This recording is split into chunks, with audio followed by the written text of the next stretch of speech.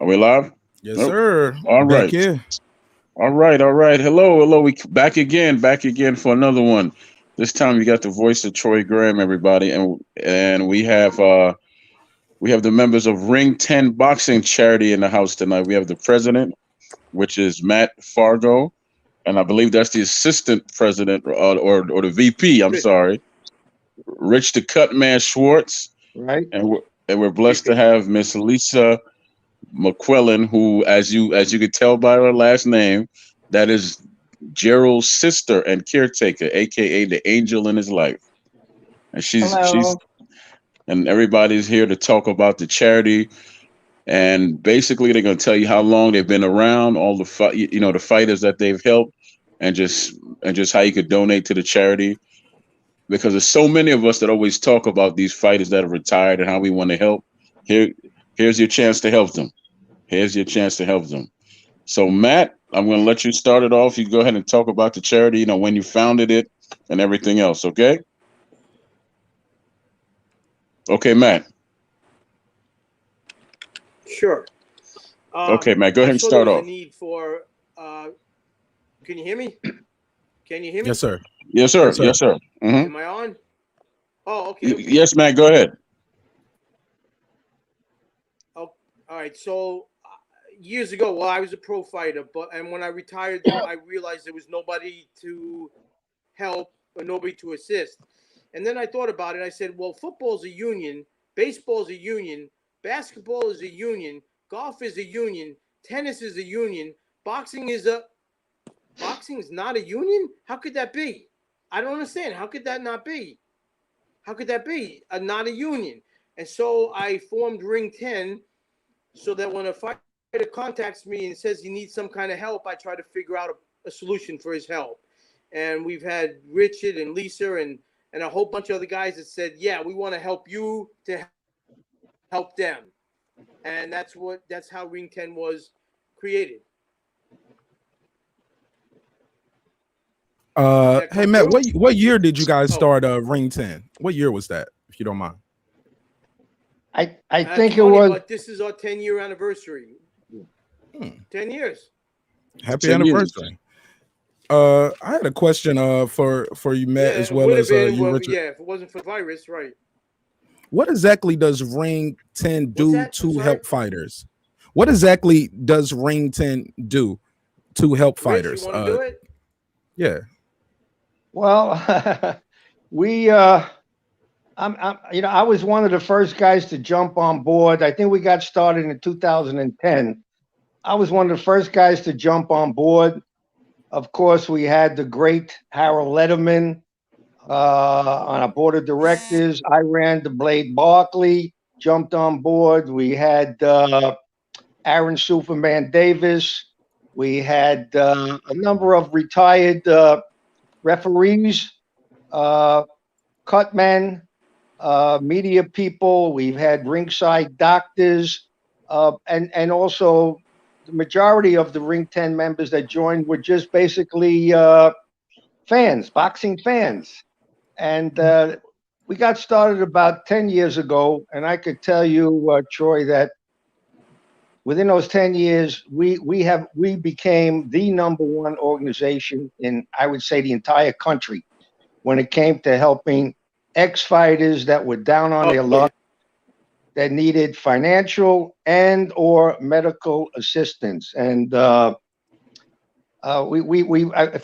I mention the names to you, I mean, we were averaging of helping out maybe 9 or 10 different fighters per month on a monthly basis. And Lisa could jump in and tell you that we've been there for Lisa from day one, going back 10 years, helping out Gerald, making his life a bit more comfortable than it is.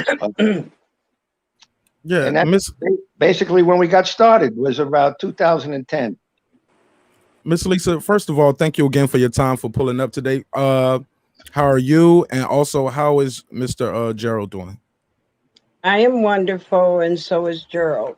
Um, 10 years, well, actually 11 years, um, because we missed the 10th year due to COVID. But I got a call from Matt wanting to know if there was something he could do to help. And it wasn't just a one-time offer. It was something that he did, that the organization did every month. So years later, I became more involved because I started attending the fundraisers and just seeing the need, actually seeing the amount of fighters that needed help led me to want to get in and also help the fighters.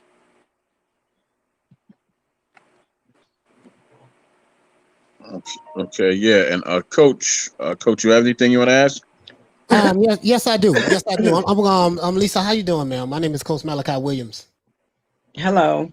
Yes, I'm glad you said that. You said that you wanted to get involved in helping the fighters, and I see what Matt does.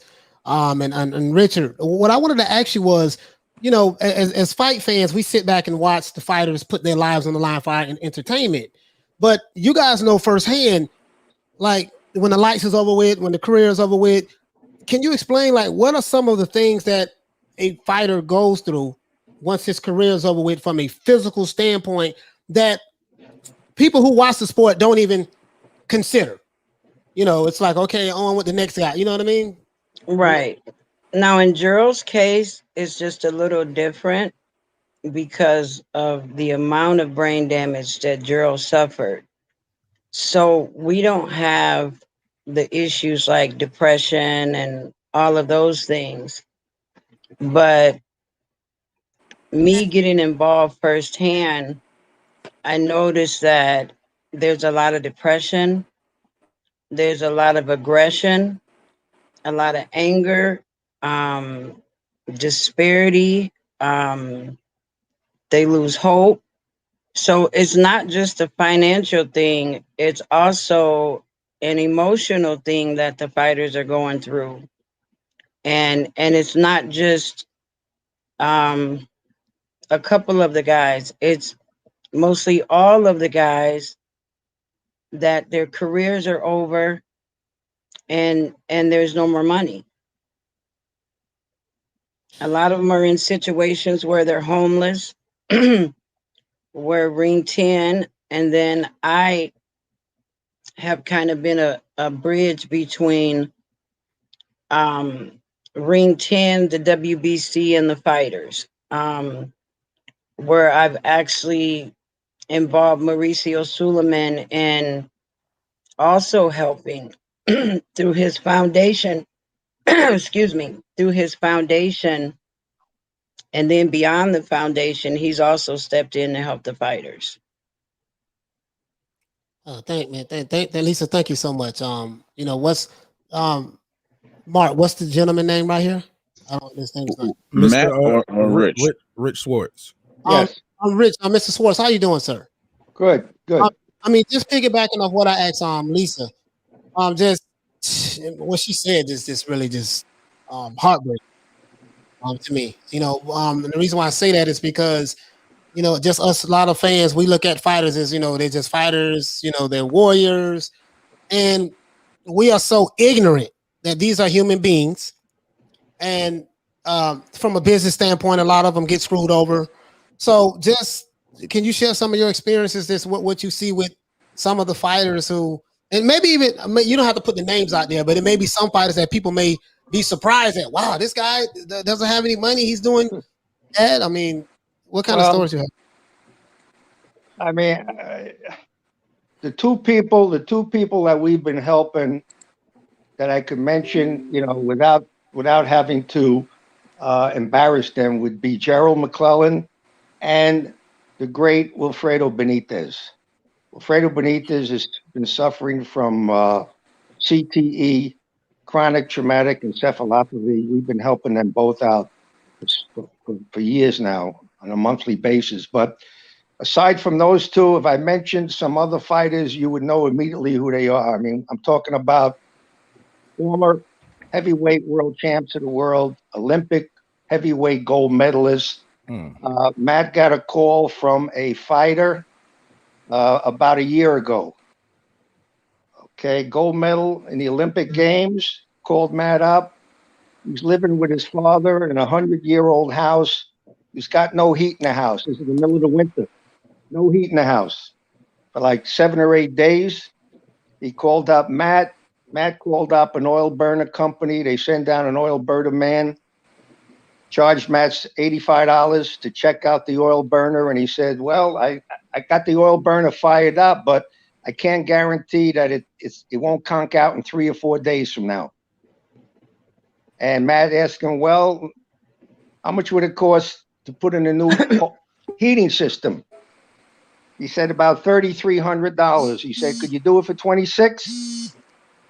He did it. He put in a whole new heating system for this in the house for the man. And this is just one of the things that Ring 10 has done. Carla Davis, Howard Davis's wife, heard about Ring 10. Came to Ring 10. She says Howard was suffering from stage 4 lung cancer.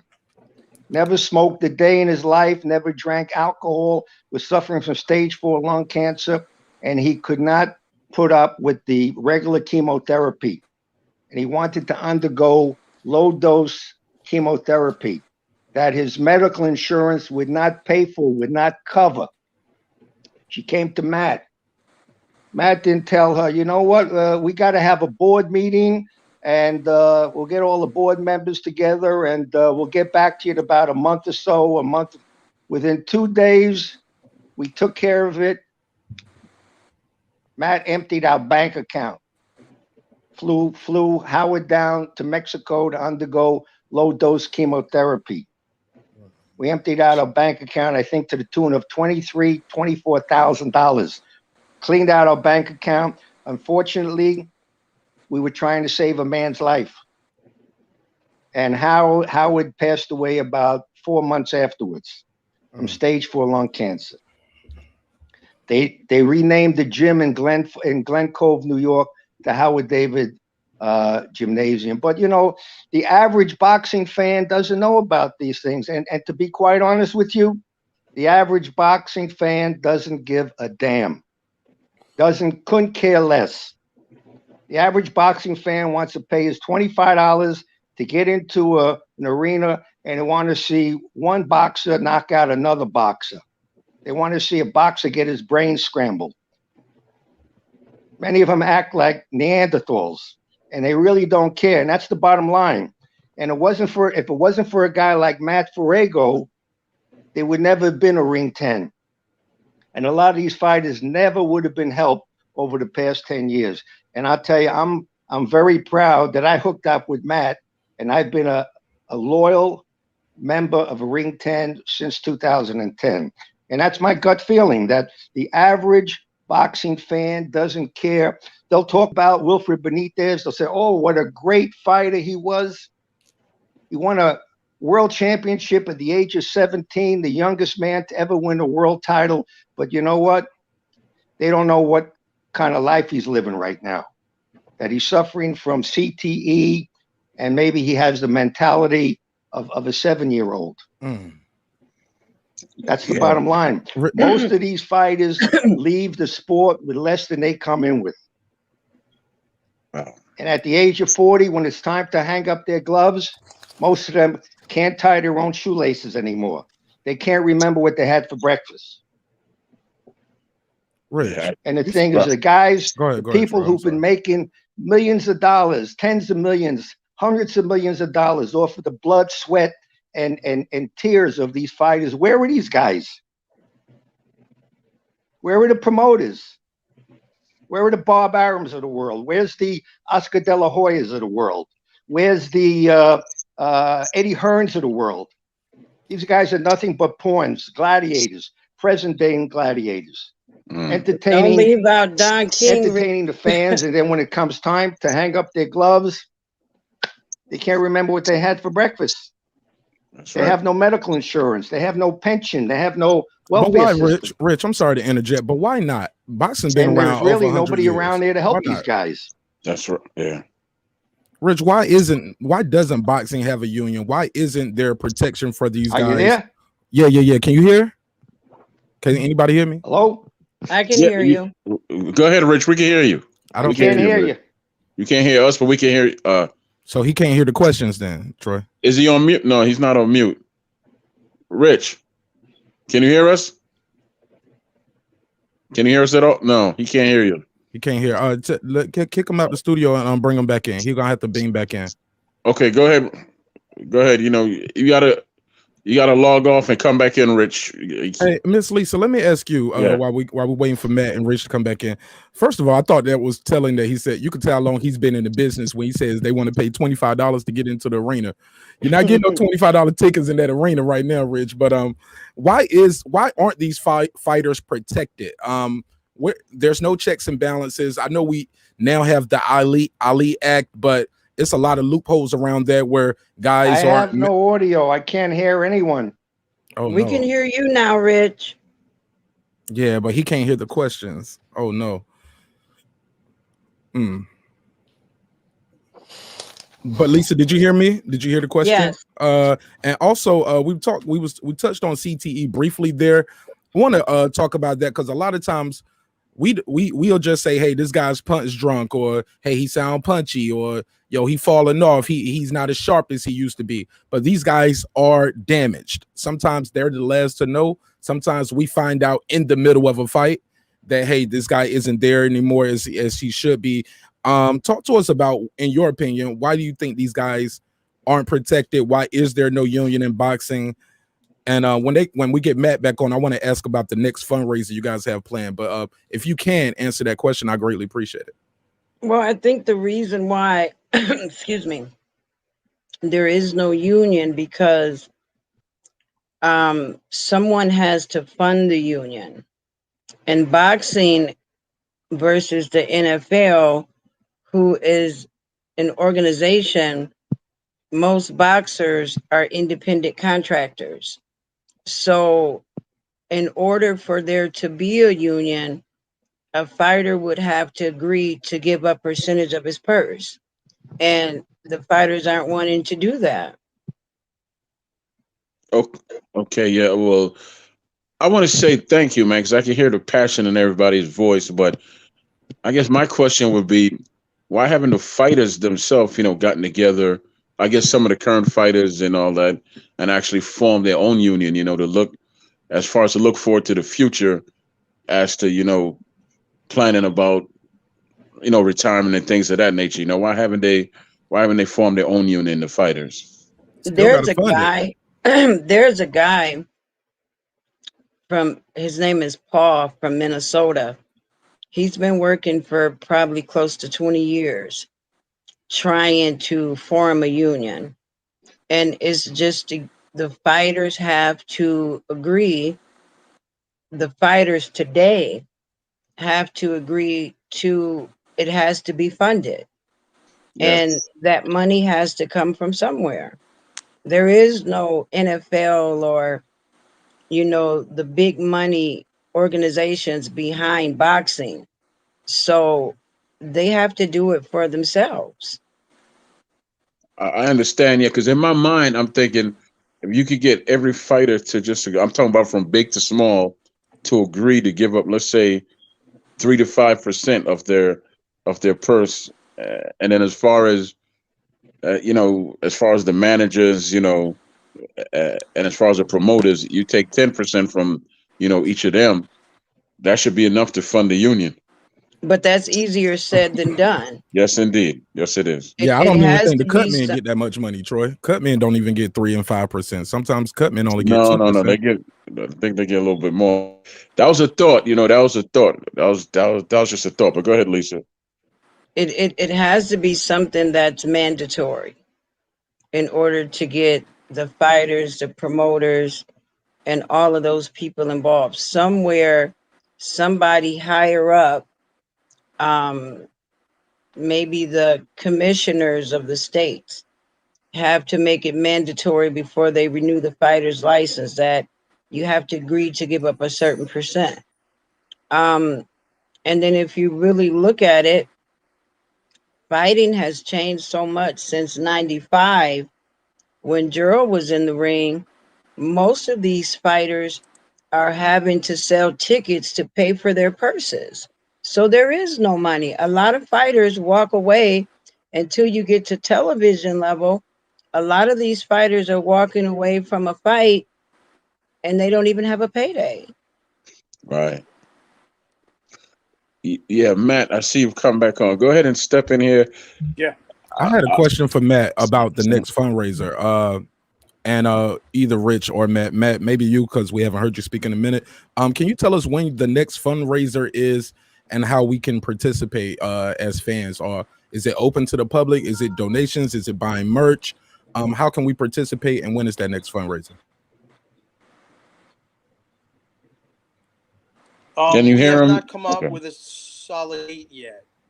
We haven't come up with a date yet because of the virus. So our event was going to take place in September, but that canceled. So we're going to come out with a date very soon. But if anybody goes to ring10.org, they could join as a member, or they could just watch the website, and pretty soon we'll announce when our event is going off. We'll definitely have some great champions every single year. 2 years ago, before the virus, we had Roberto Duran, and we've had so many great fighters that volunteer. Nobody gets paid. They just come to have a good time, sign autographs. I pay for their expenses, but they don't get paid for the event. And they just, champs are the nicest guys. All fighters are the nicest guys. They just want to help the guys that are not as good a shape as they're in. I could tell Gotcha. Did that you, come I could through? tell you, yeah, I Yes. could tell Oh, you a fan. Yes, sir. We had my good friend Livingston Bramble. By the way, Livingston Bramble is in a nursing home today in Las Vegas. I stay in touch with his son. We had Livingston Bramble together with Boom Boom Mancini. They hadn't seen each other in years. We've had the Lou Savarese, Tyrell Biggs. We've had Bone Crusher Smith. We've had Timmy Witherspoon. Of course, yeah. our regular guys, Mark Breland, Junior Jones, Vito Antifermo. We've had Donald Curry after he was inducted into the Hall of Fame. We had Donald Curry sitting at Mike the dais with. McCallum. No, Mike McCallum has never come yet. But we had Donald Curry with my good friend Marlon Starlin. They fought each other twice. They were sitting at the dais. We honored Jerry Cooney with our Jerry Quarry Award, which is like goes to the. Oh, he didn't make it? Yeah, Jerry Cooney was there, and Jerry Cooney is good friends with Larry Holmes. Larry Holmes showed up with his wife. We had Vinny Paz, so we've had legends there over the past 10 years, and we hold it at a beautiful catering hall overlooking the water in the Bronx called the Marina del Rey. The tickets were $135 a ticket, and it includes a tremendous cocktail hour, open bar, a sit down dinner. I mean, it's like going to a top rate wedding. I mean, as far as the food is concerned, and the people have just a tremendous time. They're able to mingle with the fighters. They can get autographs. They can get photographs. No one charges Right. anything for a photograph or an autograph at our event. Right. Because And I was going to throw a couple of names out to you. I got to get Matt back, but have you? I don't know if you reached out to guys like, say, Floyd Mayweather, the Oscar De La Hoyas of the world, the Al Haymans, Bob Arams, Don Kings, all the guys with deep pockets. Can I answer that? Yes, you certainly can. Yes, you Joy? can. Yes, the answer to the question is yes, we have. And those are the people that I can't say that they don't care. Those are people that this is not a priority. Wow, man. So there's been fighters that wanted to be paid for coming. That would further take away from the organization instead of give to. But I do want to say this, Troy. Lately, I've been in this situation where I've been taking care of Gerald for 26 years. And me being a nurse prior to Gerald's injury, I'm taking care of Gerald 24 hours a day, 7 days a week. So it's hard for me to work. It would be, if I went and got a job, I'd probably give 95% of it to have people care for Gerald while I was working. But there's a lot of organizations that have popped up that are claiming to raise money to help fighters. So when you're making your donations, do your homework to find out who actually takes that money and help fighters, because there's a lot of people that are raising money to help fighters, but they get more of the money than the fighters. You know, I've reached out for help from other organizations, and they said, well, call us back next month, or we'll see what we could do, or they'll say they're a 501(c), but they say we don't help fighters. So you have to really be careful when you're making donations, because not everyone is helping the fighters with the money they're raising. Yeah, exactly. Now, Mark or Coach, you all have any questions? Absolutely. You know my talking self. I got a lot of questions. Hey, hey, Miss Lisa, I'm gonna ask you this. I saw that documentary. It was about 2011. You know the one I'm talking about, right? It's an older documentary that I believe you and a couple of your sisters were in that, if I'm not mistaken. And when they talked about your brother's condition, I'm gonna just ask you this up front. Do you think everything was on the up and up with the fight and some of the fights that your brother took? Do you think that all happened in one fight? Was it, you think something might not have been on the up and up? Because boxing is a dirty game. I gotta ask you that. I would be remiss if I didn't. To answer the question, yes. I think something was deliberately done, but that's a whole nother podcast. Oh yeah, we'll bring you back for that one, because I definitely want to talk about that later, about this business being dirty, and how we need to clean up the sport. And you would be a perfect person to have on that episode.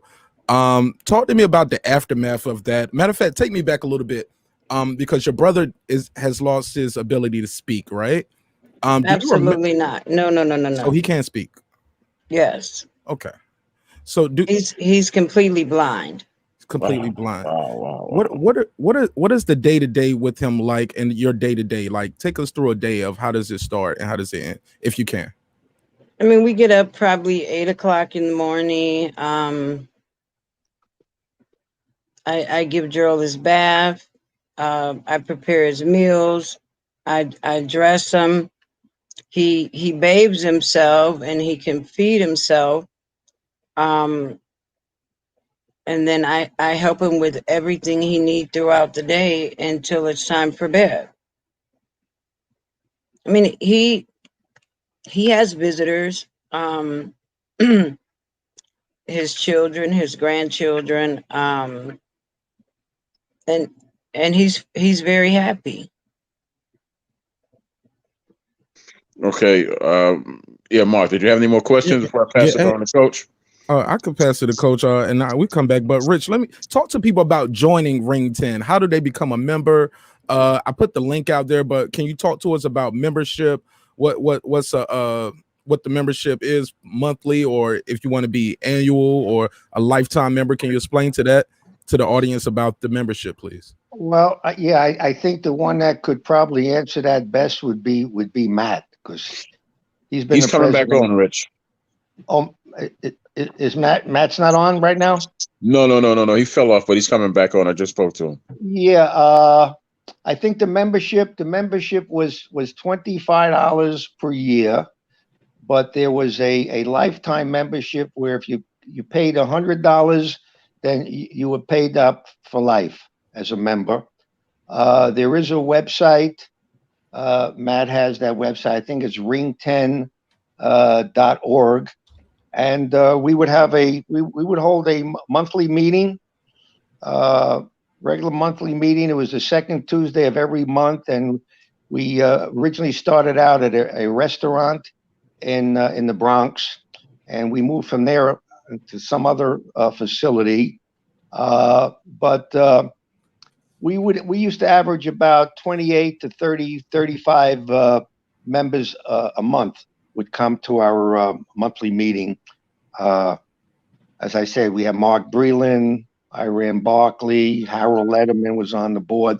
Harold Weston, great fighter. Harold Weston fought Benitez twice. His last fight was against Tommy Hearns. He had a detached retina, but Harold Weston is on board. Middleweight Richard Burton, Tyrone the Harlem Butcher Jackson, Dennis Milton, four-time New York City Golden Glove champ. So we had quite a few former fighters and some former world champions that became members. But Matt could give you a little more information, give you the exact email address. I just want to say one thing regarding, there are a lot of these Hall of Fames out there. These Hall of Fames are springing up like weeds in my backyard. There was the World Boxing Hall of Fame, the West Coast Hall of Fame, the California Boxing Hall of Fame. There's the New Jersey Boxing Hall of Fame, Atlantic City Boxing Hall of Fame, many different Hall of Fames. But these Hall of Fames are great. They recognize the fighter. They give him some recognition. They pat him on the back. They bring their attention to the world. They give them a trophy. They give them some kind of a plaque. But basically, the Hall of Fames are not nonprofits. They're not 501c3s, and many of them do not help the fighters whatsoever. Right now, I'll be honest with you both. I could hear all that passion in you, and it's breaking my heart to hear all these stories, man. And I'm glad that we actually linked up, Rich, because you're the one that got all this started. Because I contacted you first, right? And then you told me more about the charity. You told me about Lisa and all that. I'm make it part of my life's mission to make sure that I help. I'm gonna do my best to do that now. Coach, you've been quiet for a while. You have anything you wanna ask or say, Coach? Yeah, actually, no, I was actually on the website and signing up for a year membership. So that's what I was actually doing. I'm on PayPal right now. It's $100 for a year membership. So I'm actually doing that right now as we speak. And I was trying to be captured, and that's what I'm doing right now. Okay, cool. Troy, yes, Troy, sir. Yes, sir. They've been talking about forming a union for the last 70, 80 years. People have been talking about forming a boxers union. As Matt said, baseball, basketball, football, hockey, even golf and tennis, they have some kind of union representation. And they say that, well, they have a season. They have a season. Fighters don't have a season. They say, well, the reason why it hasn't been done is because a fighter he's an individual contractor. It's very, it's difficult. I'm not a lawyer. I'm not an accountant. I'm not a union delegate or union representative, but I certainly feel that it is doable. It is doable. If we were able to put a man on the moon 50 years ago and bring him back to Earth, which is like threading a needle at 300 yards, I don't believe that we cannot form the boxers into a union where they're represented and they can contribute. What the formula is, how they have to do it, how much they have to contribute. That I don't have any expertise, but maybe the sanctioning bodies can contribute every time there's a world championship fight. Maybe they can kick in 1 or 2%. Or if a ticket for a fight is $25, tag on another $2 that the fan has to pay, and that money could be earmarked to helping these fighters once they retire and hang up their gloves. But I certainly think it's doable. But yes, it hasn't sir. been done. Yes, sir. Matt, there was a question out there of, how do you donate to Yeah. Ring 10? And, and the actual name of the website. Can you go ahead and tell that information, please? If you Go go ahead, to Matt. the website, ring10.org, can you hear me? Can you hear me? Perfectly. Yes, yes, sir. No? Yes, sir. Yes, Okay. yes. If you go to the website, ring10.org, ring10.org, you will see a button to donate, a button to join the membership or to donate to Ring 10. And every single dime goes to helping a fighter. We don't have administrative costs. We don't have parties. We don't have anything like the other organizations. Everything goes to helping the fighter. Did that come through? Yes, Yes, yes, sir. but Matt, you have to be It did. specific. When you say Okay, ring 10, good. Good. it's not TEN. It's the number 10, ring 10. ring10.org, correct, Matt? Ring 10. Yeah, but it's not spelled out TEN. .org. Yes. Sorry. I put the link out there and it's in the Yeah. description, and Major Key has put it on the screen. And you can definitely donate there. $35 for the year and $100 for a lifetime membership. Is that correct, Matt? Lifetime. Yeah. And talk to Yeah. people. What are some of the That's perks they correct. get of That is membership? Other than knowing, hey, I'm helping somebody. Do they get a wristband or an email from you? Like people like stuff, you know.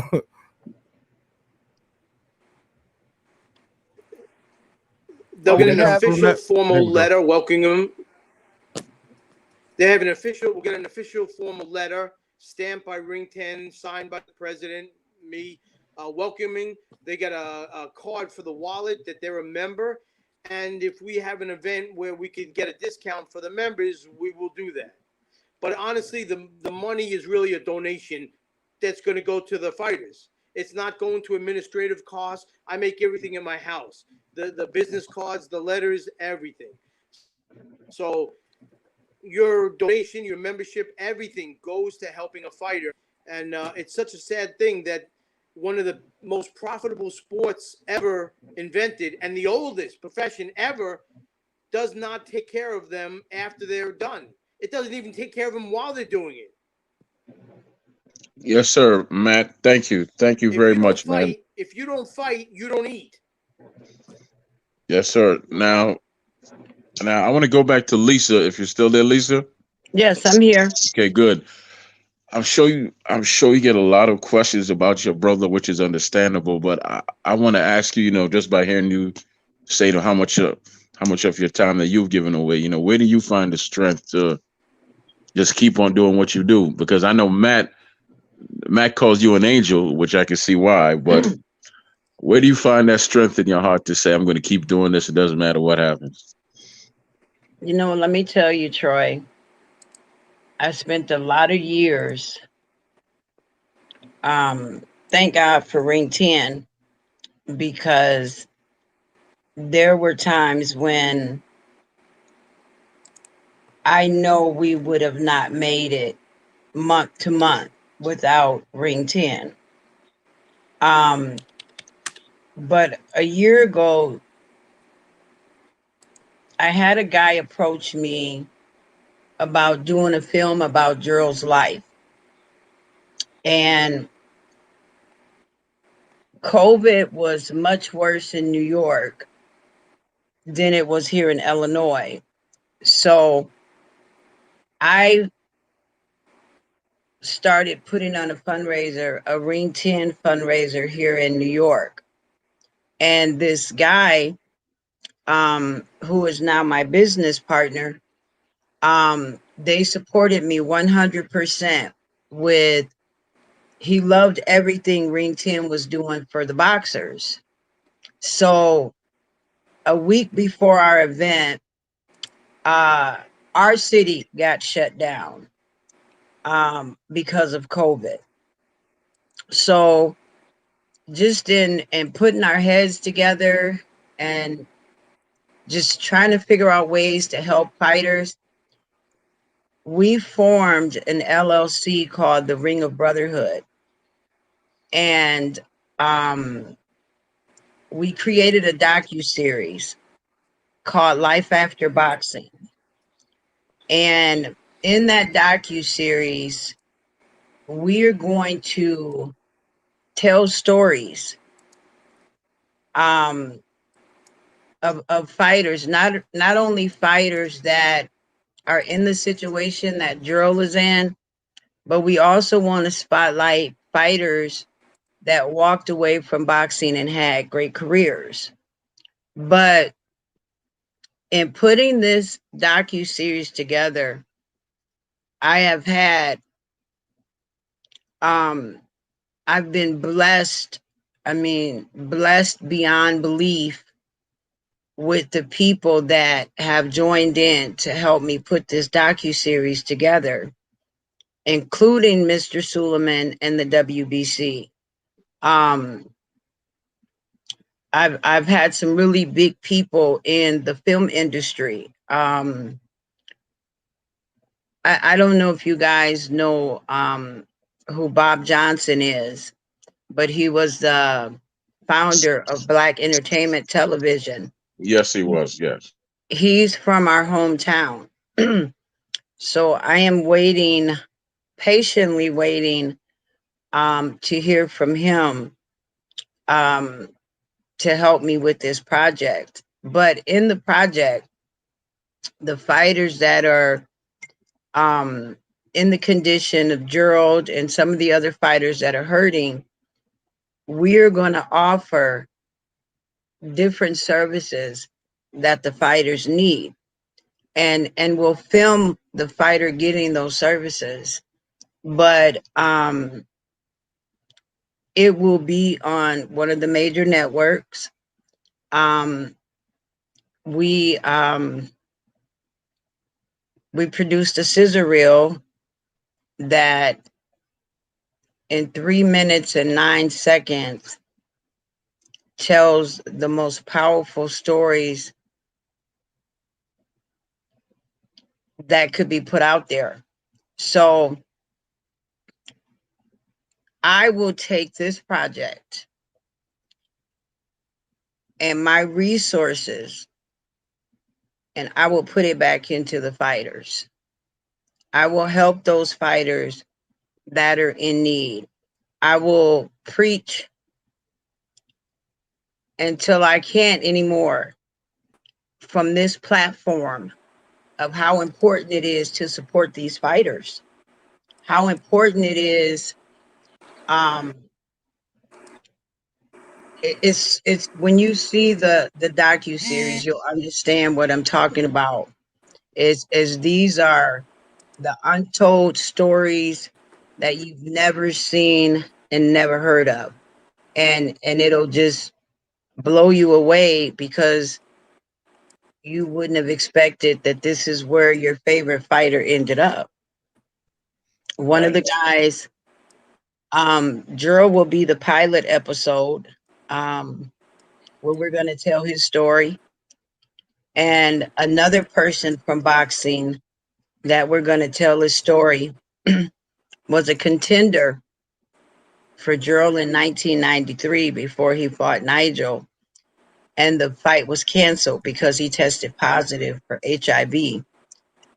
We're going to tell Lamar Parks' story. Yes. Wow. I'm sorry for cutting you off because I was wondering whatever happened to that brother. Oh wow. Thank you. When you see, it will give you a whole new perspective on life after boxing. I had another question for Matt. Matt, you could be doing a lot of other things. Being, you still seem like you're in pretty good shape. Excuse me. Rich, you seem pretty sharp. This is a labor of love. Like you're not getting paid off it. Like you said, there's no admin fees. But why? Like you could be doing anything else with your time and your energy. Talk to us again. Bring us back to the beginning. Like when was that aha moment? Like I got to do this. This is my calling. this has to be done. Can you talk to us about that? Matt, please. And then you as well, Rich. Yeah, you kind of broke up, so I'm going to give it the best I can because I didn't hear everything you said. But I'll ask one more time. When was the breakthrough moment? So there's another I'm sorry, go ahead. organization with. Oh, I was going to clarify the question or repeat it. When was that breakthrough moment when you realized, hey, this is my calling. I need to be doing this. How did I get into this? And why? Because you could be doing other stuff. You don't have to do this. No, and I actually lost my family, contributed to losing my family. But I know that there's a reason why that I have to do this. There was another organization years ago. It's now defunct and it really doesn't even exist anymore. But I started with them. These are all old-time fighters, and they taught me that there is no union, that, Matt, you're the only organization left that's going to actually help fighters. So I took it to heart, and I swore to them that I would continue it. Unfortunately, the sport doesn't take care of their own players. And once you're of no use, they just point you to the door and say, leave, and you're gone. So I just felt the need for it.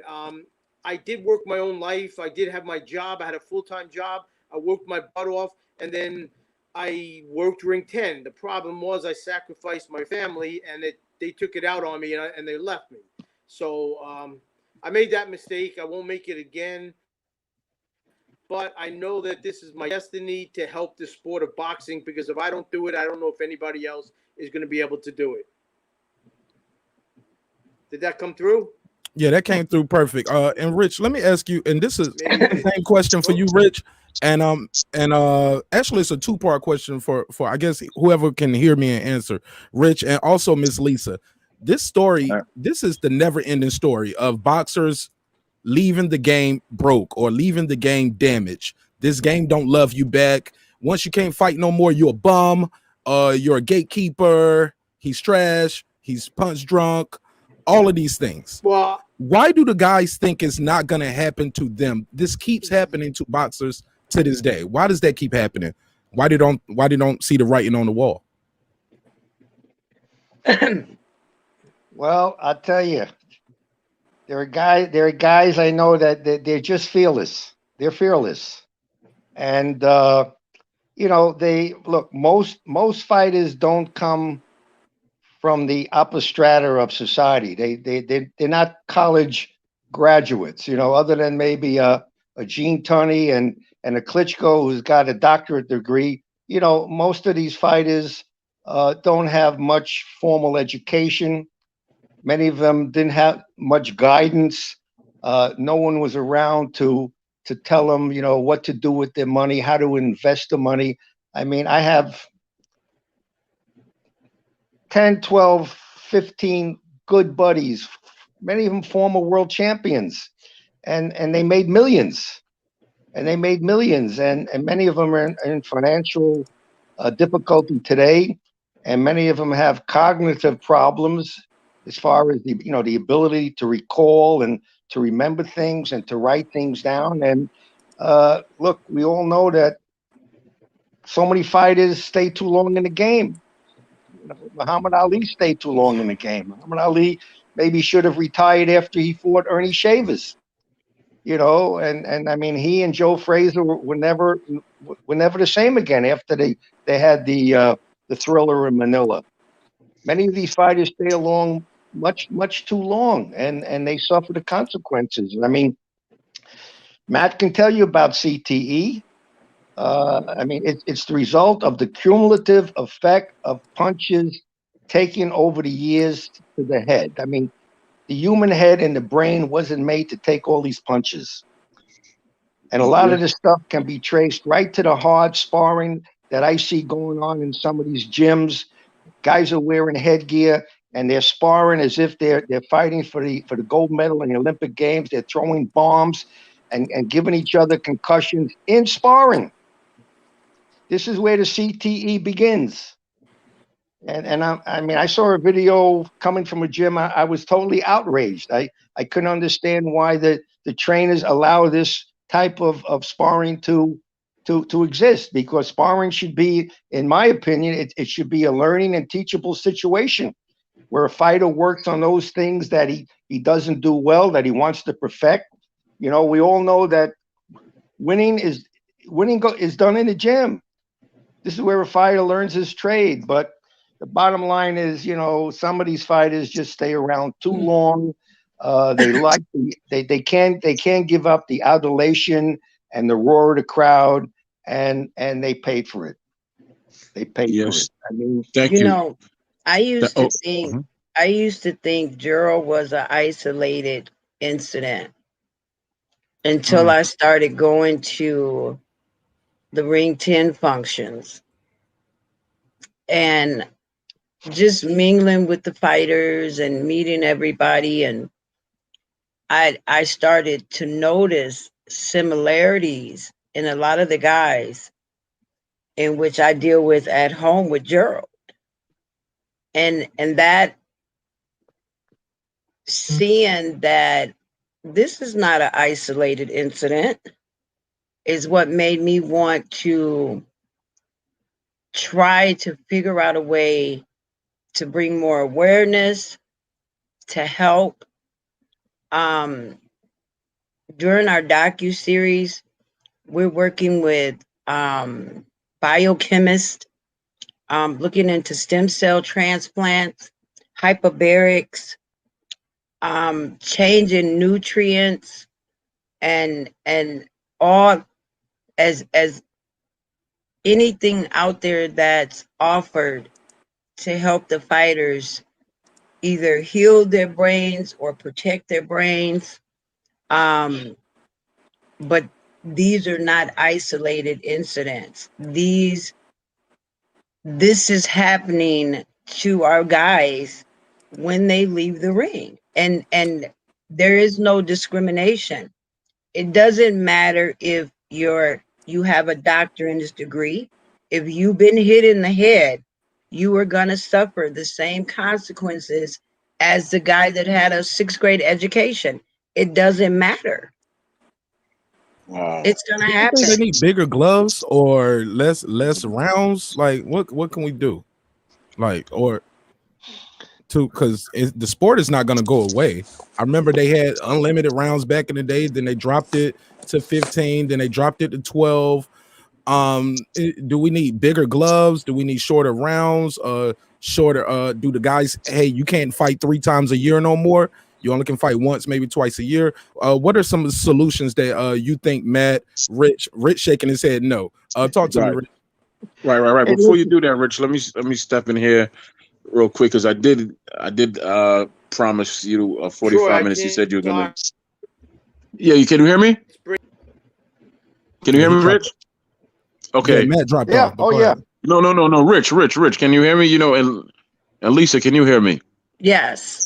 Okay, good. I was just checking on time because I know I said 45 minutes and it's coming up on an hour now. So I was just I'm making sure that sorry. everybody's good on time. Well, Oh, we I'm covered a lot good. of ground. We're covering a lot of ground. There's a lot to talk about. You know, I'm Let glad. I'm me Okay. glad, Rich. Thank let you. me say this first, Rich, hmm before you start, because one of the things that we're working on is these fighters getting checked for concussions before the fight starts. So that's one of the things in Life After Boxing we're trying to push, and that's fighters getting baselines. At the time of perhaps when a fighter gets his license or a week before the fight, it, we do checks for concussions to make sure the fighter doesn't have prior concussions before getting in the ring. So that's one of the things that I know will help. Mark, Okay. I didn't mean to interrupt. Listen, I'm gonna get ready to go, but I wasn't just talking. I just paid $100. I have a year membership, and I think it says Veteran Boxing Foundation. That's who I just paid through PayPal. That's Yes, Veteran thank Boxing lifetime. you Foundation so of New much. York. That's a lifetime, coach. You locked in for life. That ain't 1 year. That's a lifetime, baby. Oh, okay. Congratulations. Congratulations. Yeah, I just wanted to show. I wasn't just talking. I did it. I had my head down because I was fumbling with with the PayPal because I never used PayPal, but I figured it out. So just wanted to show you this. Well, thank you so much. All right, you're welcome. You're welcome. And Troy, if you in a giving mood, my PayPal is Mark. No, I'm joking. I'm joking. Thank you, brother. That was awesome. That's awesome, coach. Rich, can you answer that question for me as well? I appreciate Miss Lisa's answer, and I want to hear your answer too. Bigger gloves, getting people checked out for concussions, shorter rounds. I saw you shaking your head like, nope, they're not going to let that happen. I thought the guys had to get cleared for medical. It's shocking to me that they're not checking for concussions. Why not? Go ahead, Rich. Did you hear the question, He's Rich? frozen. Okay, right. Lisa, right. would answer that for me, Miss Lisa. Why are they not checking these guys? Like, what is the doctor doing? He's just coming there shining a light and just, okay, filling your head. Okay, you good to go? Pretty much. That's crazy. Pretty much that's what's happening.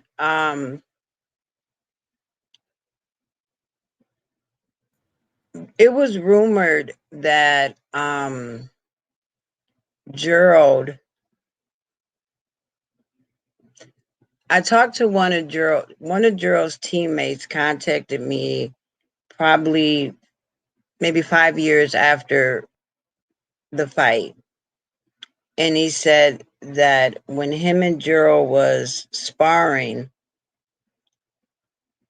the same thing Gerald was doing in the ring that night of the Ben fight, a similar incident happened when him and Gerald was sparring at Kronk. I read that. His name was Tariq, right? Tariq Salamase. Yeah. Tariq Salamase. Go ahead.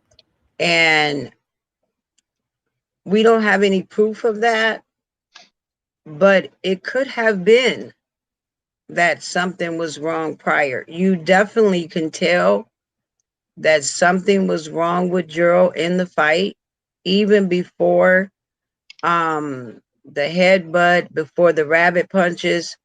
You can definitely tell. If you were a fan of Gerald's, you can definitely tell he didn't come into the ring looking like himself. But I do remember I was at the first fight with Julian Jackson, and I know they had a really bad head clash, and Gerald had the size a knot on his head like the size of an orange right in the center of his head. Wow. And I remember we were backstage. Gerald was being interviewed, and he was hurrying the people along because he had a really bad headache. So it is a possibility. I mean, we'll never have any proof, but it is a possibility that if you have a concussion and the concussion does not heal and you get another concussion, you're in a very dangerous situation. Yes, definitely. But wow, this has been a very emotional night. I'll be honest with you. Can we get Rich on to answer the question that he's back? Right, go ahead, Rich, and then we're gonna close it out. Okay, because you all are coming. I spoke to Matt. He definitely wants to come back next Wednesday, and I'll be more than happy to have everybody back on next Wednesday. And you could tell some more of how we can help the fighters and just anything, any way we can help. Emil Griffith was a very dear, close friend of mine, and Emil was involved in that fight with Benny Kid Paret back in 1962.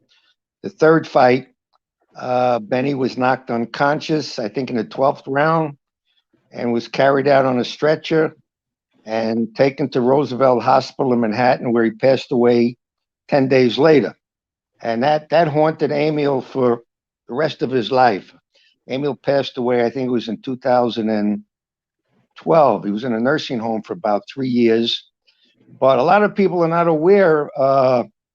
More than 500 fighters have passed away since the early 1900s. More than 500 fighters have died worldwide as a result of injuries that were sustained in the ring. And we only know about Benny Kip Paret. We know about the Korean fighter that lost his life fighting Boom Boom Mancini. There was a fighter that died after fighting Max Baer. We just remember a few. Patrick Day most recently, yeah, I believe. Yeah, well, Patrick Day, and I worked Patrick Day's corner, a 10-rounder at Mohegan Sun with his trainer Joe Higgins about 4 years ago. One of the most outstanding young men I ever met in my lifetime. He was just a gem. And I saw that fight on my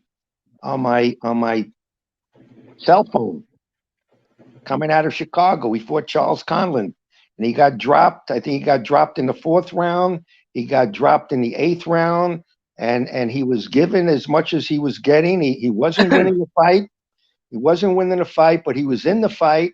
And then with 30 seconds left in the last round, he gets dropped, and that was it. He was carried out of the ring on a stretcher, and he passed away 4 days later. And I went to Patrick's wake service in Freeport, Long Island. But the point I'm trying to make is, I don't know if they could make the sport much safer.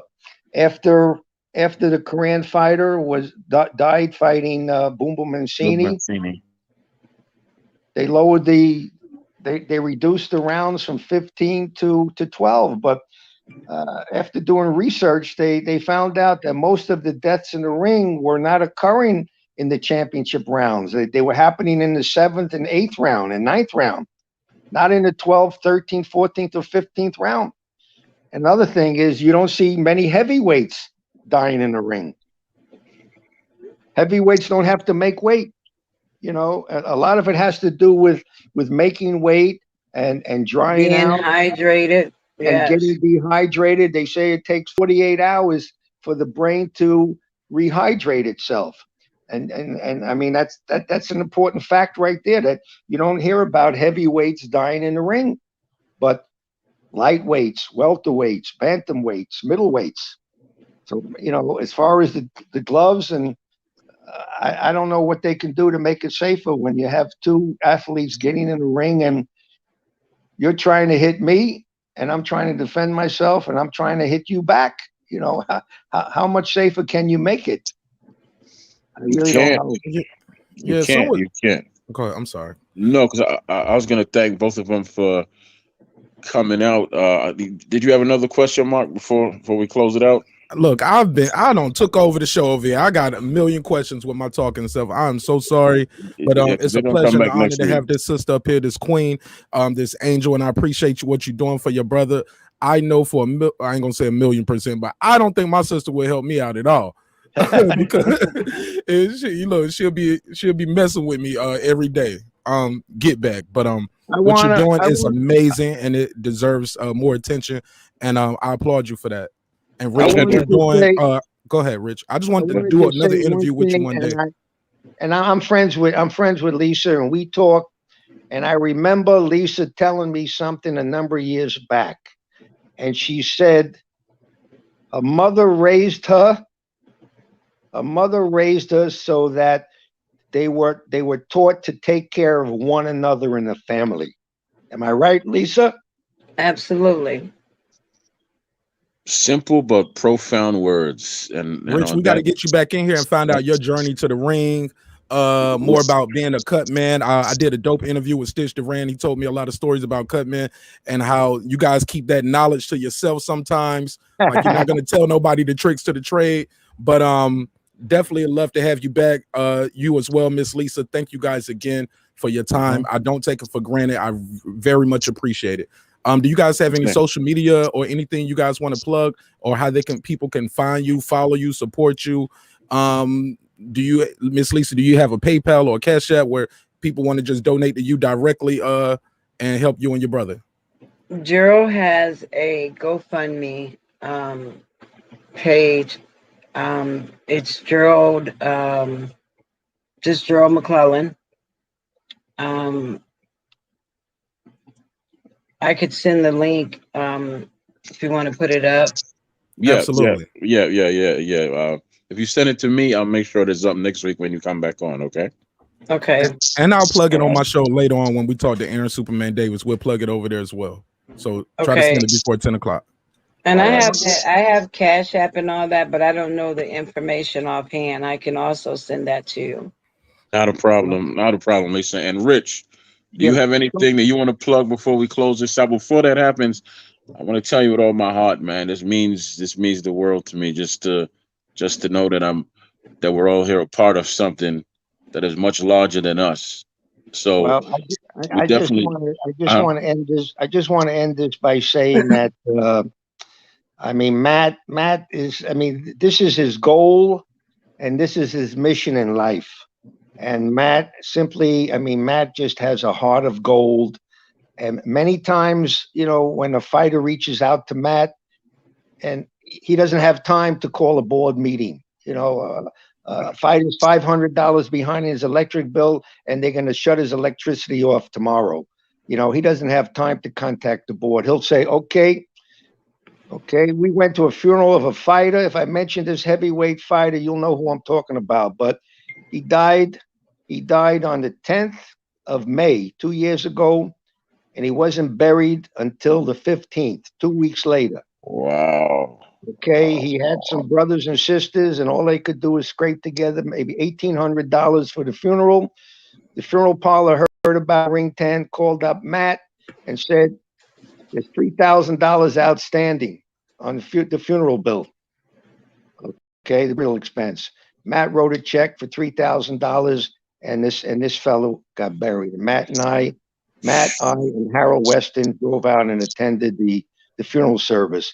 But I want to thank you for inviting me and for giving us the time to talk.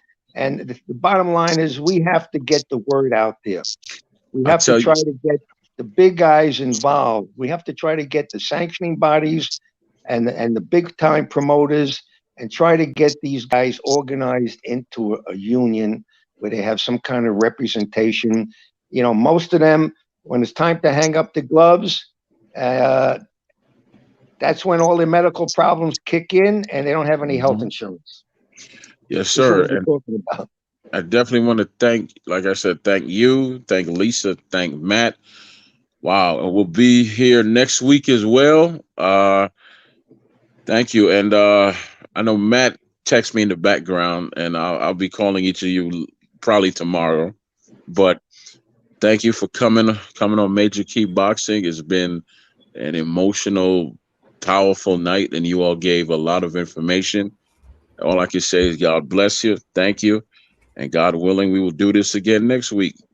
Absolutely. Troy, I just want to add to this. Yes, sir. Let me echo that last point. And this is not a sad night, guys. I want everybody in the chat was like, this is sad. Man. No, man, this is, and yeah, it might be emotional because it's sad how these guys get cast away after dedicating their life to their sport. It's sad how they're treated. And it's also, I don't want fighters out there I don't want us to shame fighters who need help. And I don't want fighters to feel shamed if they need help. It's okay. It happens.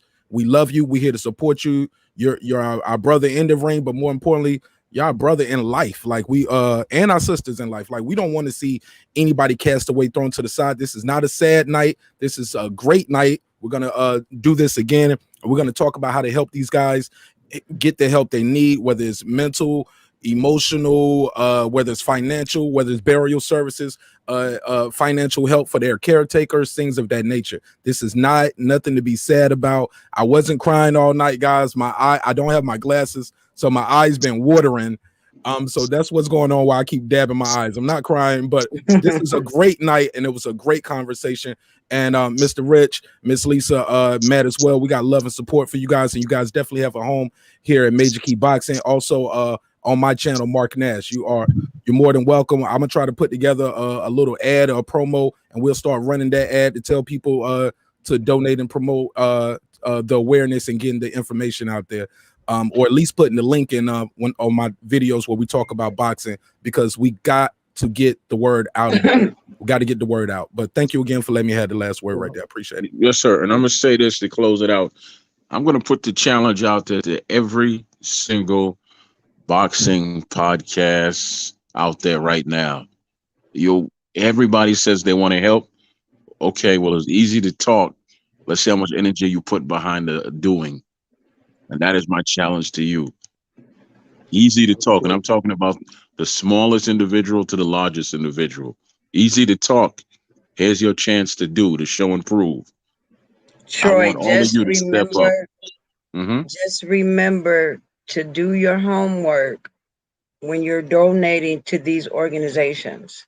Right. And I'm sorry. Not everyone is for the fighter. She's absolutely right. When you donate to ring.org. Ring10.org. That's where I want you to step up and help donate to fighters.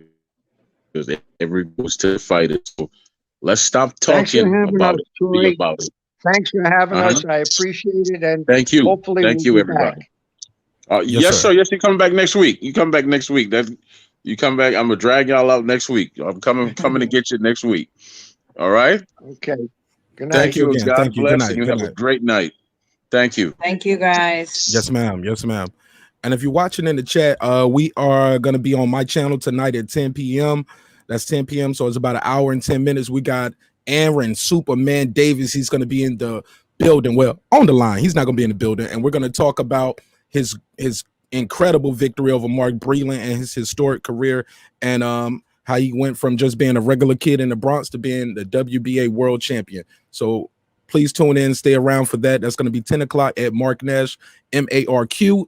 That's MarqNash. You will see it on your YouTube. Thank you again. And shout out